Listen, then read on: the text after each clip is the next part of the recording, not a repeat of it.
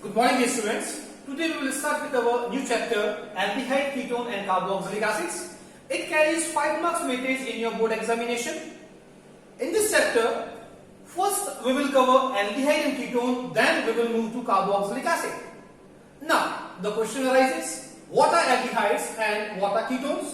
So it is very simple. The organic compounds in which C double bond O H group or CHO group is present as the functional group are called aldehydes, and if C double bond O or CO group is present as the functional group, then the compounds are called ketones. Now, their general representation. In general, aldehydes are represented as R C double bond O H, or it can be written as RCHO. So RCHO is the general representation for aldehydes. Now for ketones, ketones can be represented as R C double bond O R, or it can be written as RCOR. So RCHO is the general representation for aldehyde, while RCOR is the general representation for ketones. Now, in aldehydes, the carbon of the aldehyde group always gets number 1. So CHO group is always considered as terminal group, while in ketone, the carbon of CO never gets number 1. So ketone group is always a non-terminal group. So CHO group is a terminal group, while ketone group is a non-terminal group. Next part, for aldehyde and for ketone, the general molecular formula can be written as CnH2nO. Again, the general molecular formula for aldehyde and for ketone is CnH2nO, but the functional group present is different.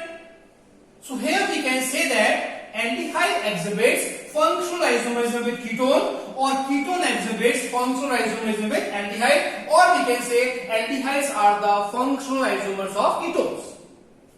Point next, primary alcohol representation are CH2OH is the general representation for alcohol. You know it very well that OH group if present, then the organic compounds are called alcohols.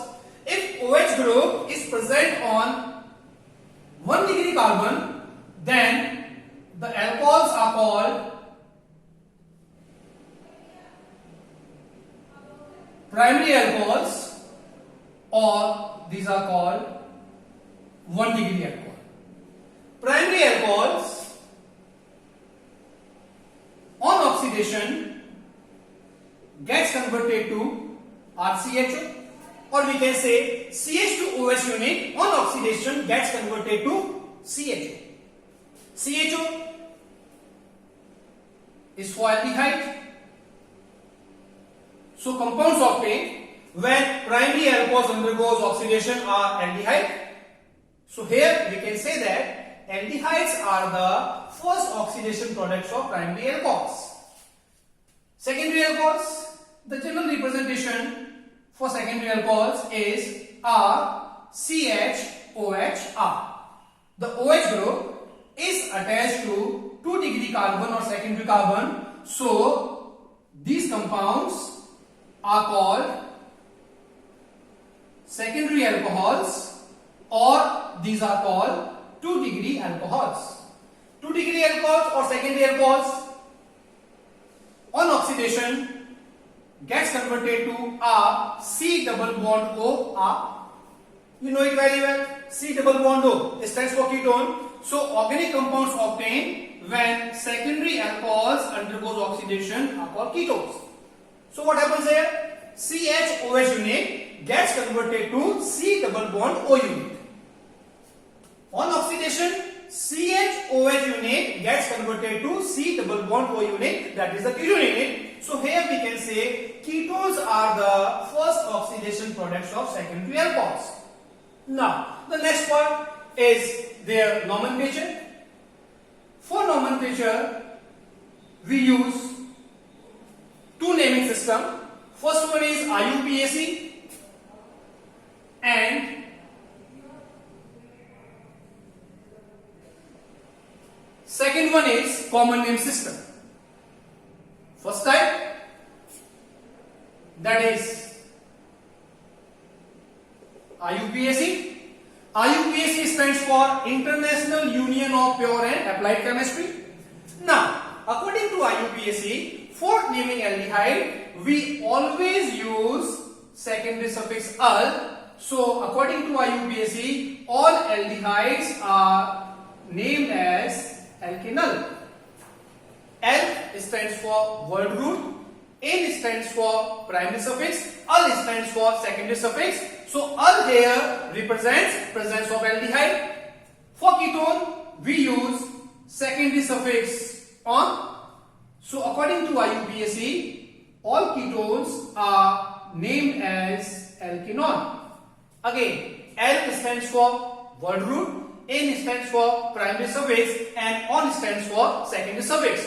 So whenever the name of the compound ends with al, it contains aldehyde group. If the name of the compound ends with on, then it shows the presence of ketone group, that is C double bond O. Now let us start with some examples.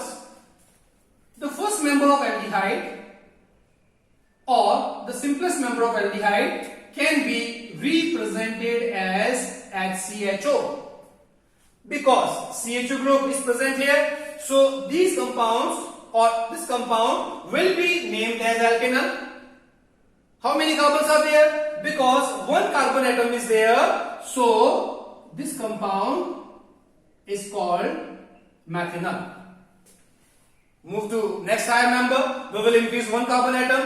So if we increase one carbon atom, then we get the formula CH3 C double bond OH, or it can be written as CH3CHO.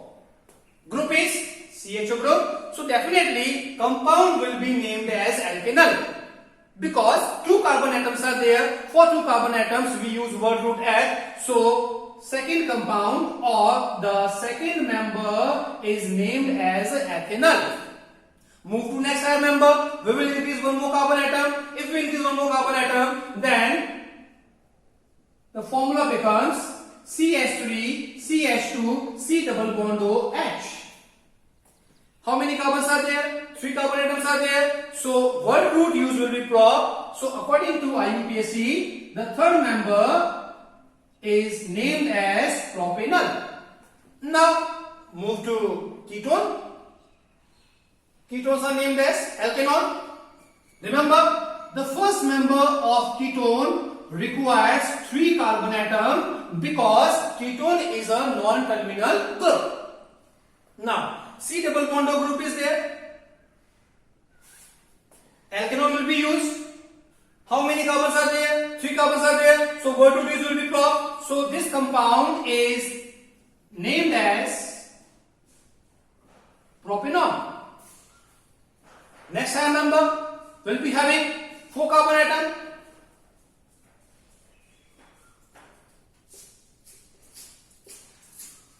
So it is the ketone with 4 carbon atom or the second member of ketone because it contains 4 carbon atom. So word root used will be bute. So according to IUPAC, this compound will be named as butanol. In next class, we will elaborate this IUPAC nomenclature with common name system. That's all for today. Thank you.